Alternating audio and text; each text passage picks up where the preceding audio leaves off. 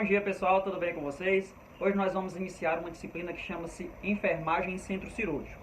Então nós vamos falar um pouquinho sobre alguns termos cirúrgicos, sobre o conceito de enfermagem cirúrgica, sobre terminologia cirúrgica e, claro, alguns pressupostos teóricos que norteiam essa disciplina.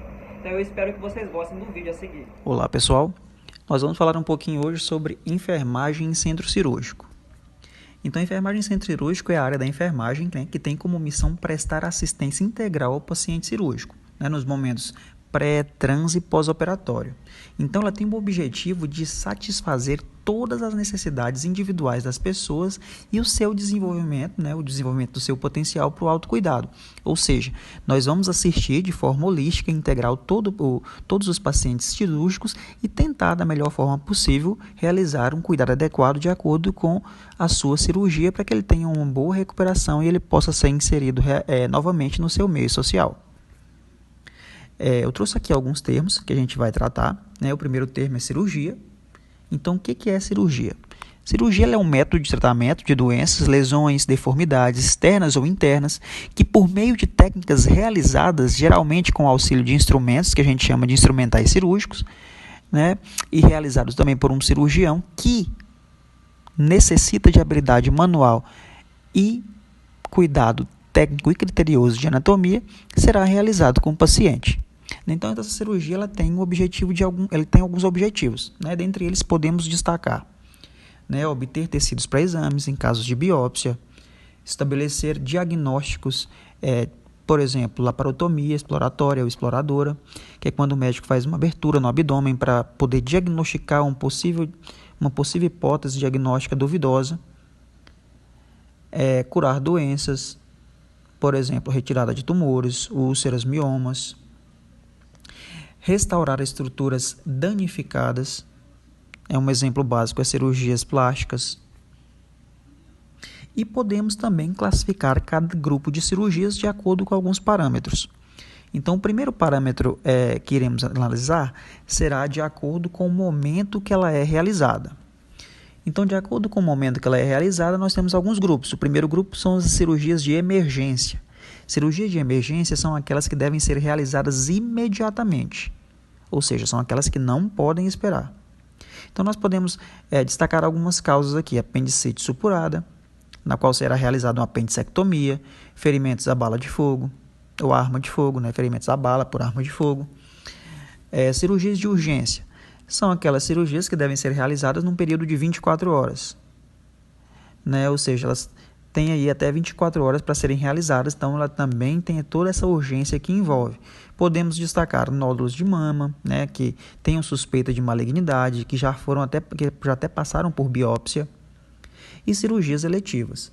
Cirurgias eletivas são aquelas cirurgias que nós marcamos com certa antecedência, ou seja, são aquelas cirurgias programadas.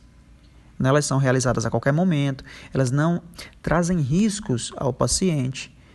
Aqui eu destaquei alguns exemplos como postectomia, perineoplastia, amigdalectomia. São cirurgias comuns que podemos marcar com certa antecedência e que não tem todo aquele caráter emergencial ou urgente que tratamos anteriormente.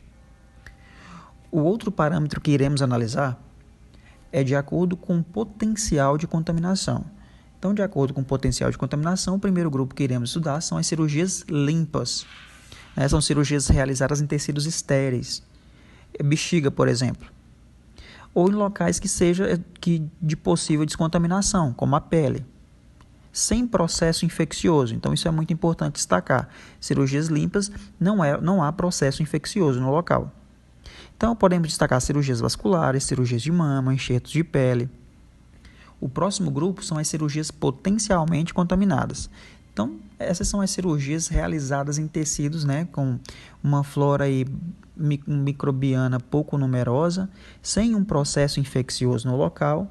Então, podemos destacar cirurgias gástricas, cirurgias de vias biliares, né, feridas traumáticas, sendo que são aquelas que até 10 horas após o ferimento. Temos também cirurgias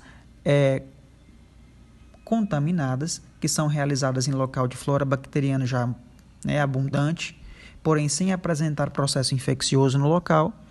E por último, nós temos as cirurgias infectadas, que são realizadas em qualquer tecido em que há o processo infeccioso.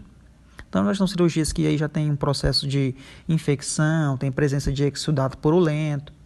Então, são cirurgias bem infectadas e que têm aí maior risco de trazer infecção ao paciente. Então, são cirurgias também mais criteriosas. Outros termos que eu quero mostrar para vocês hoje estão dentro da terminologia cirúrgica. Então, o que é terminologia cirúrgica? A terminologia cirúrgica ela é composta de prefixos e sufixos. Geralmente são palavras que provêm do grego, do latim. Então, os prefixos, geralmente, eles indicam a parte do corpo. E o sufixo, o ato operatório. Então, se você juntar a parte do corpo com o ato operatório, possivelmente nós teremos aí o título das cirurgias que serão realizadas em cada estrutura corporal. Por exemplo, gastrectomia. Se observarem aí, gastrectomia, gastro, estômago, ectomia, retirada. Portanto, gastrectomia ela significa nada mais nada menos que retirada parcial ou total do estômago. Órgãos pares, pulmões, rins, etc., eles só podem ser retirados se um deles estiver em bom funcionamento. Então, podemos destacar isso aí também. Então, por exemplo, aqui eu trouxe vários prefixos e sufixos para vocês, sendo que o prefixo vem antes, e os sufixos vêm depois. Então, adeno, glândula, artro, articulação, colo, intestino grosso, flebo, veia, espleno, baço. E do outro lado nós temos os sufixos, centese, punção, ectomia, extirpação ou retirada, pexia, fixação, plastia, reconstrução, rafia, sutura, ostomia, nova abertura, tomia, incisão. Por isso que a gente sempre vai falar assim, vai fazer uma endoscopia. Então, oscopia, visualização. Então vai fazer uma colposcopia, colpo, vagina. Copia, visualização. Então, se você juntar o prefixo, que geralmente está relacionado à parte do corpo, e o sufixo, que está relacionado ao ato operatório, a gente monta, então, o nome das diversas cirurgias que nós temos aí no campo cirúrgico, atualmente. Todo o processo cirúrgico, ele envolve alguns tempos que nós chamamos de tempos operatórios. Esses tempos operatórios são aqueles tempos em que vão anteceder, vão passar pelas cirurgias e vai suceder a cirurgia, ou seja, todo aquele tempo que envolve desde a marcação da cirurgia até a alta do paciente. Nós chamamos esses períodos de períodos operatórios, certo? Esses períodos eles se dividem, eles se classificam em, primeiramente, período pré-operatório, que se divide em período pré-operatório imediato e período pré-operatório imediato. Logo, nós temos o período transoperatório. E logo depois nós temos o período pós-operatório, que vai se dividir também em pós-operatório imediato e pós-operatório imediato. Então, o que significam esses períodos operatórios? Então, o período pré-operatório é um período que se inicia na admissão e vai até o momento da cirurgia. Então, do momento que inicia-se a admissão do paciente até o momento que vai iniciar a cirurgia, nós chamamos esse período de pré-operatório. Qual que é o objetivo desse período? Primeira coisa, preparar o paciente adequadamente para a cirurgia. Depois, diminuir os riscos intraoperatórios. E, claro, evitar complicações e desconfortos no pós-operatório. Então, se você realizar cuidados pré-operatórios adequados, possivelmente será um paciente que não vai ter nenhuma intercorrência pós-operatória. Por isso, o objetivo dos cuidados prestados. Então, o que é o período pré-operatório imediato? Ele abrange o período desde a indicação da cirurgia até um dia anterior à mesma. Então, marcou a cirurgia. Até o início das últimas 24 horas antes da cirurgia, nós consideramos que é período pré-operatório imediato. Já o período pré-operatório imediato, ele corresponde às 24 horas antes da cirurgia. Então, iniciou-se às 24 horas antes da cirurgia, paciente já entra em pré-operatório imediato. O que é então transoperatório? Transoperatório, então, por sua vez, ela é a fase que se inicia no momento da entrada do paciente no centro cirúrgico até a saída da sala operatória, né, em direção onde ele é encaminhado para a sala de recuperação pós-anestésica, a SRPA, né, popularmente chamada de RPA. Então, todo momento que vai acontecer ali, que vai iniciar-se ao paciente entrar no centro cirúrgico, realizar a cirurgia e foi encaminhado para a sala de recuperação anestésica, esse momento nós chamamos de transoperatório. Por sua vez, o período pós-operatório é o período que vai desde o término do ato cirúrgico até a alta hospitalar. Esse período ele também possui uma divisão, né, que é período pós-operatório imediato e período pós-operatório mediato. Então, o pós-operatório imediato ele corresponde às 24 horas, né, que sucedem a cirurgia. Ou seja, as primeiras 24 horas após a cirurgia, o paciente está em pós-operatório imediato. Logo depois que, né, terminam as 24 horas, né, da cirurgia, então ele inicia-se aí o pós-operatório mediato. Então, é muito importante alguns cuidados, né, de enfermagem que são realizados nesse momento. Vamos voltar aqui um pouquinho. Então, vamos imaginar um período que antecede a cirurgia. Que cuidados de enfermagem que são interessantes de se realizar? Então, primeira coisa, o paciente, como o enfermeiro, a enfermagem, né, a equipe de enfermagem, como todos sabem, é a equipe que vai estar lado a lado ao paciente, realizando os cuidados necessários. Então, ela tem toda uma gama de cuidados que ela deve realizar. Então, preparar psicologicamente o paciente, controlar sinais vitais, preparar e orientar para exames, caso seja necessário. Tudo isso no pré. Controlar o peso, eliminação urinária, intestinal, observar e orientar quantas eliminações, sabe, dietas, jejuns, observar e orientar quanto a higiene, orientar o paciente de forma que você possa explicar a este paciente que no pós-operatório ele tem que permanecer com sonda, possivelmente ele pode ter algum dreno,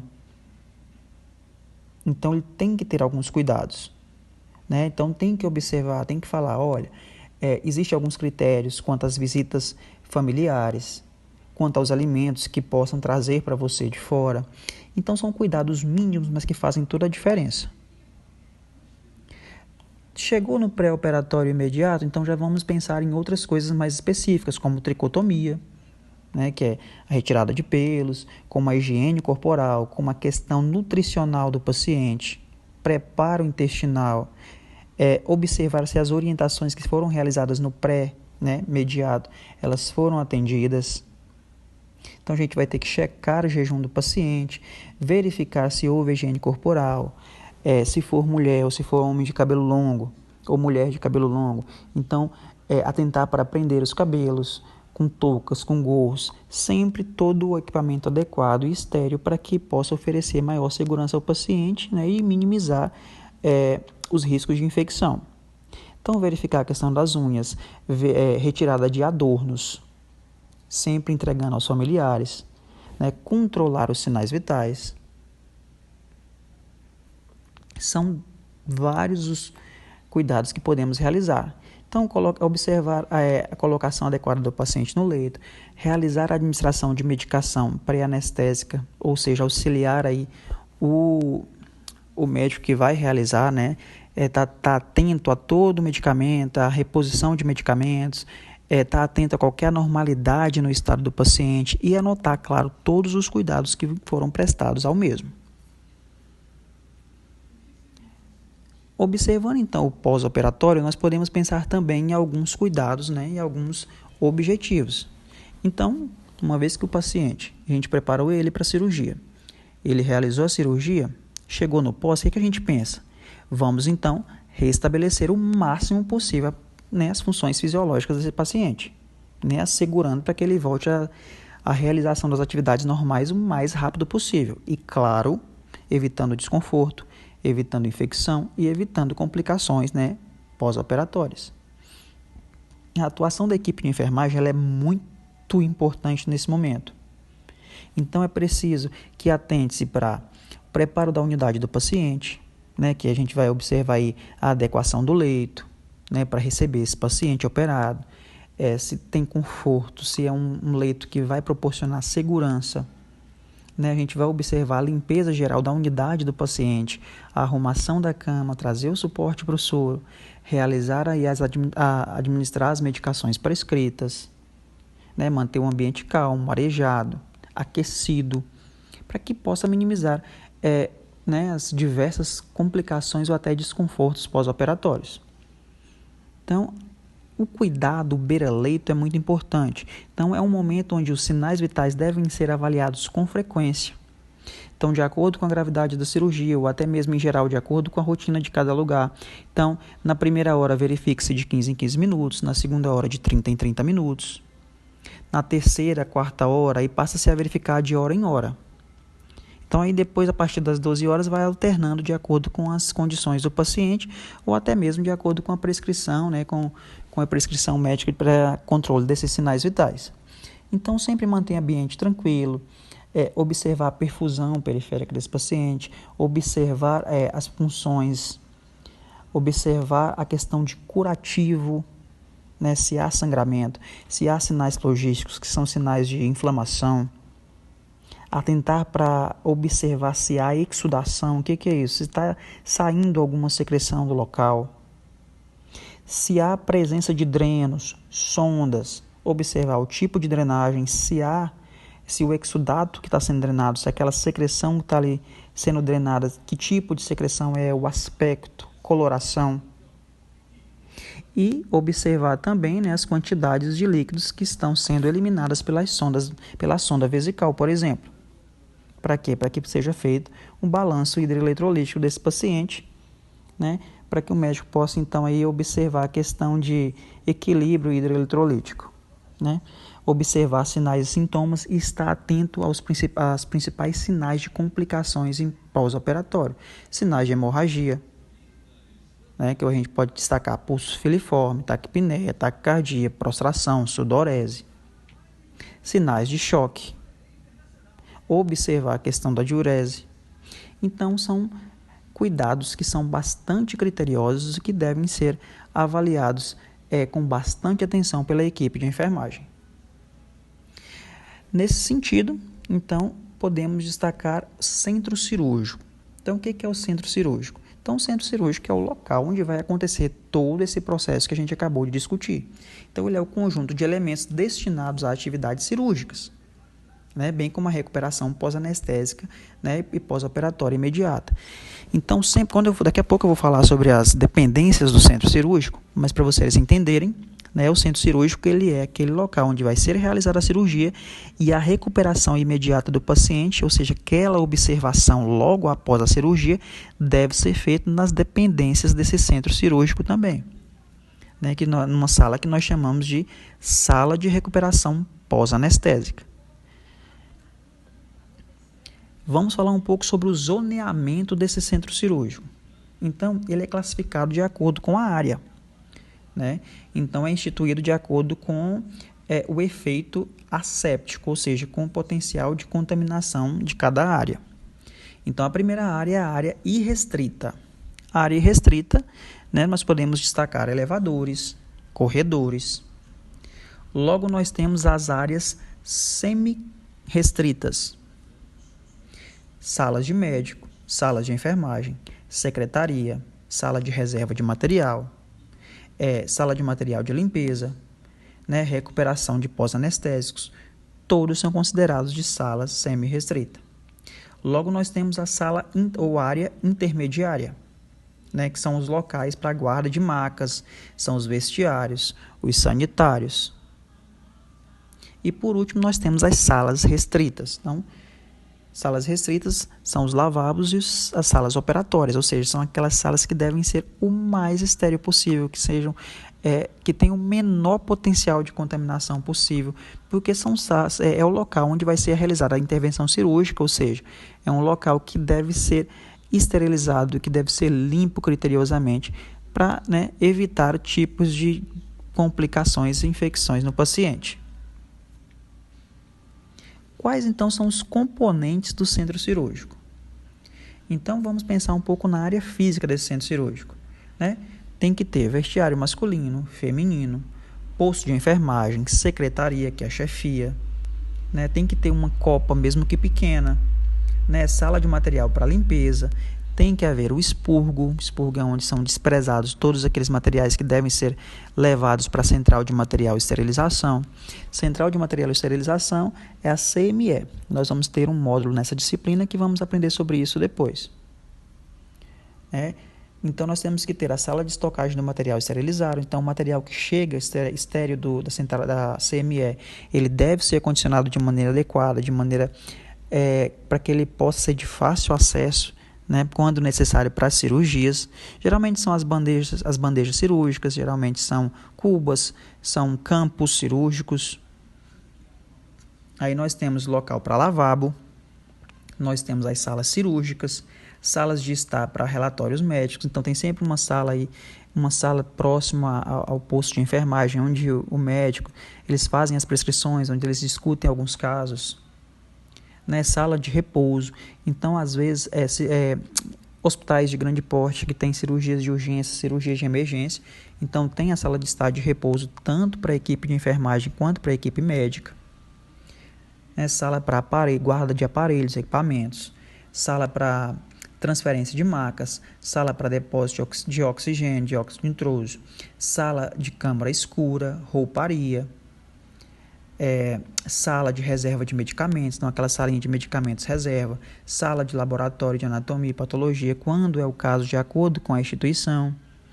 O que devem entender é que o centro cirúrgico ele tem um sentido único, né? O paciente entra por uma porta e sai pela outra, para que não haja esse contato, para que não haja esse cruzar do paciente com outros pacientes, para que não haja esse cruzar do paciente com os diversos profissionais que estão ali realizando algum procedimento. Então, se faz um fluxo unidirecional que seja o mais adequado possível para diminuir, né, ou para minimizar os desconfortos e para diminuir o índice de infecção hospitalar. Então, equipamentos, né, das salas cirúrgicas. Então, eles são classificados em fixos e móveis, né? Então, quais são os fixos? Os fixos eles são adaptados, né, à estrutura física, né, das salas cirúrgicas. Ou seja, foco, negatoscópio, sistema de canalização de ar e gases, mesas cirúrgicas, né, prateleiras, né, e os móveis, eles podem ser deslocados de um lugar para outro, de uma sala para outra. Aí são os aparelhos, né, aparelhos de anestesia, mesas auxiliares, né, bisturi elétrico, todos aqueles materiais que podem ser levados para diversas salas de acordo com a necessidade de cada procedimento que será realizado. Materiais das salas cirúrgicas. Então, continuando, né? Material esterilizado. Então, são pacotes de aventais, pacotes de campos duplos, pacotes de compressa, pacotes de gases. Ou seja, todo aquele material, né, que vai ser necessário para a realização das cirurgias, tais como pacote, bacia, cuba-rim, né, pacote com luvas de diferentes tamanhos, pacotes com cabos de borracha para aspirador, caixas de fios de sutura, né, de acordo com os diferentes números, diferentes tamanhos, né, equipos de soro, seringas, agulhas, catéteres de punção venosas em geral.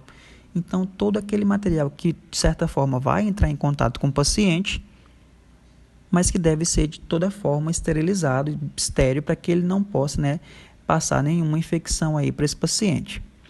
Então, pessoal, continuando, nós temos as soluções antissépticas, né? Soluções antissépticas nós podemos destacar os iodines, né, que é álcool iodado, né, os iodoforos, que é o iodine mais a polivinilpirrolidona, né, clorexidina. Né, e nós temos as salas dos impressos, né, que aí nós temos boletins anestésicos, relações de gasto, receituário medicamentoso controlado ou não, requisição de laboratório e banco de sangue, SAI, que são os protocolos e os formulários de sistematização da assistência à enfermagem. Isso é uma coisa muito importante, porque o formulário, é o objeto de estudo de cientificação do nosso cuidar. Então, é a sistematização da assistência, ou seja, trazer um caráter científico para o cuidar em enfermagem, né? É saber fazer e saber por que fazer, né? Aí nós temos os medicamentos, que também estão nos materiais das salas cirúrgicas, né? Que aí nós podemos destacar soluções glicosadas, fisiológicas, Ringer, manitol, bicarbonato de sódio, medicamentos anestésicos, relaxantes musculares, neurolépticos, tranquilizantes, né, anticoagulantes, antibióticos, as pomadas de xilocaína. Então, todo aquele material que será usado comumente em cada cirurgia, né, para proporcionar aí ao paciente o melhor conforto e o melhor procedimento possível. Eu espero que tenham entendido. Muito obrigado.